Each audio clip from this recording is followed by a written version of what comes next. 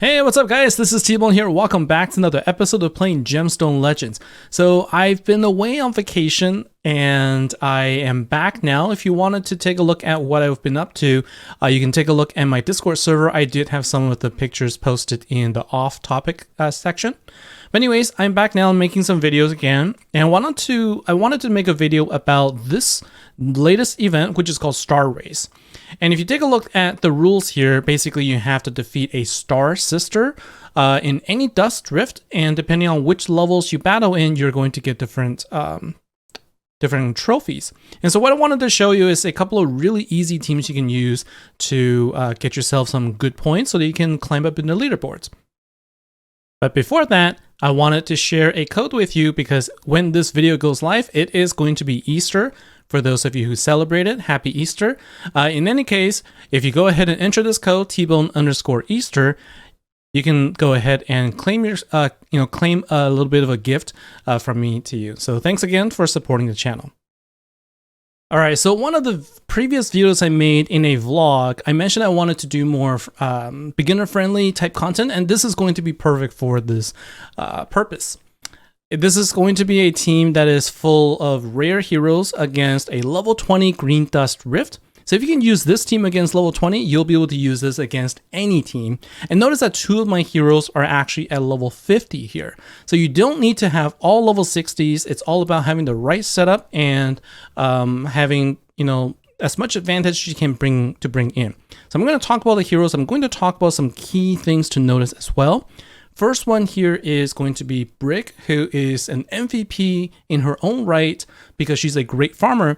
But she also can deal damage to the enemies at the beginning and land decreased speed on all enemies. So what happens is there's a change in the game where the passive abilities of your heroes actually can make a difference as long as it has to do with speed. So if you apply like decreased speed on enemies or increased speed to your heroes, that actually changes the orders of the fights in the beginning. And so if you can land this on your enemies, then you can have more of your heroes deal damage, go ahead and deal damage to them. Now, but what I want to focus on here is what may be some things that people overlook, and that is relics. So we can equip relics, and you can equip them, unequip them for free. So make sure you bring in any of the, for any of the heroes you bring in, make sure you equip relics so you can help them give yourself as much advantage as possible. First one is going to be Feint here, or anything that gives attack is going to be perfect for Brick. And what I'm going to show you here as well is if you were to go ahead and take a look, if you have other type of relics available, you don't have to use this. I just chose to show the rare relics as that's what most people have access to. But here, if you put a filter on hiding relics that are unavailable for the selected hero and showing equipped relics, then you can see everything that's available to you. Now you can see you can also equip any of the legendary relics that are attack focused. If you have them, equip them because that's going to give you that much more damage. So you can actually, have a really easy time with your boss. But I'm not going to do that for this video. I just wanted to show you that it's possible to do so. All right. Then we're going to talk about Ketra here, who is still a really relevant hero, deals a lot of damage, and is defense based. So the relic that you want to put on her is anything that has defensive boost. Okay, if you do this, then you're going to give yourself a little bit more damage output from her, and these are things that add up. Okay, they definitely add up. Arcanus is the hero that you can get from your tutorial. Actually, definitely is a must pick. He's a total champion here, and he is an AoE attacker, help you clear the waves, and also will deal really, really good damage, especially from tile damage or just from his active ability. Because of his passive to increase his damage based on negative stats, you're going to have some really easy time you can use Arcanus in your team.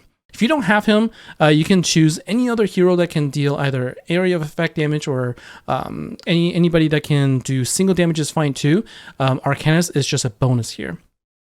Hempy, in my opinion, is one that's going to make a big difference here because she does attack boost and defense boost, as well as giving herself a passive ability to increase speed. So if you can get a lot of defense on her, you can actually go really fast. And for her right now, I put a health one in because I don't have another defense relic. But there are, for Hempy, you can also choose to use Razik's Soul if you have it because that's going to make her go faster and also give more mana to everyone else. It is a really good relic. Last but not least, we're going to talk about Olroot. Olroot is a hero that can remove positive stat and also decrease defense, which is exactly what you need against this boss, because this boss will have invulnerability or invincible at the beginning. So you need to get rid of that as soon as possible, and that's what Olroot is going to do. So in order to help you with that, make sure you put in a relic that gives you increased accuracy. So again, the key here is make sure that you remember that you can bring in relics. They're very useful, and they're free to equip and unequip, so there's no reason not to do this. Let's jump into a fight and we'll just kind of see what happens here. Okay, so we're going to start and we're going to apply, notice that I applied decreased speed, and all but this Vigil got pushed behind in the queue, and that's what I was talking about. This passive ability is going to make a difference to your gameplay, because the recent change actually made it so that any passive ability that deals with speed is going to change the order of the fights. Okay, and so we're going to go ahead and sort of get things started now. Now the thing you'll note here is I'm having a hard time getting the mana fully charged up for my red heroes, because they are because I have 3 of them. I've mentioned this before. The ideal is 2 colors of the same. If you get into 3 colors, then you're going to have a hard time with the mana, and that is definitely the case here. So you can see here I'm having a little bit of a hard time, but I still think that this is a good setup. That's why I said you can actually remove Arcanus if you wanted to replace with another color, maybe like a yellow hitter or a green hitter. Whatever you have is okay, or you can even replace Ketra with somebody else. It's really up to you. So let's go ahead and continue our fights here. And when you are actually when you're actually dealing damage and when you're fighting against this boss, the main thing is to keep the green gems away from her if possible, because when she uses her ability, she's going to end up taking away some of your mana, and that's going to make it really difficult for you to deal damage. Okay, so now that we're ready, we're going to go ahead and use his skill to strip away the invincible and also add decreased defense, so that you'll see I'm going to be able to deal enough damage to take her out here. I wish I could actually show you her attack, but it's really easy with the setup, and you can see that I was able to get 3 stars with this particular team. Now the next setup I want to talk about is the Moondust Sisters, since this is one that's going to be available every day rather than the green one, which is only going to be available for a single day. And you can take a look here and you'll notice that everything is similar except for Omen, which is replacing Ketra here. So here's another single damage dealer I wanted to showcase a different way. Against the Moondust Sisters, which is a neutral enemy, you can use Omen. There's actually another hero that I'm going to show you that's going to be much better, but again, Omen being an attacker, something like critical damage or attack is going to help. But I could actually switch this out if I wanted to, and I highly recommend that you build this hero out anyway, and that is going to be Gorak. Okay, so Gorak is one that I use against my yellow boss all the time, and this Blade of Agony relic is going to be perfect for him. But for the purpose of this video, I wanted to show you that I can do this without a level 60, super beefy hero with a legendary relic. So we're going to bring in Omen here instead. So same idea. We're going to talk about how you can get the setup here. For this particular setup, make sure that you bring in the purple dragon, because you need to be able to block the heal. That's the main thing here. And you see here that we're able to go ahead of the enemies here, and I was on auto fight here, so unfortunately I didn't actually build up any green gems, it looks like. So we're gonna just go ahead and put some decreased defense for Arcanus to be able to go ahead and deal damage to them, and then we're going to go ahead and do just that. Okay, now because I don't have increased attack, I'm not going to be able to deal a lot of damage to the enemies, but I'm going to go ahead and use the skill from Brick and go ahead and take out some of them right now. So we're going to go ahead and we're going to save the purple dragon's ability here. We're not going to use it right now because you need to use it against the boss. Okay, don't in this particular case, make sure you don't use it up unnecessarily because you want to block the heal of the boss if you can. Okay. And so we're going to go ahead now and do just that. We're going to go ahead and block the boss, and then we're going to give ourselves attack up. We're going to do defense down, and then we're going to make sure that we aim at the middle boss here. We're going to deal damage.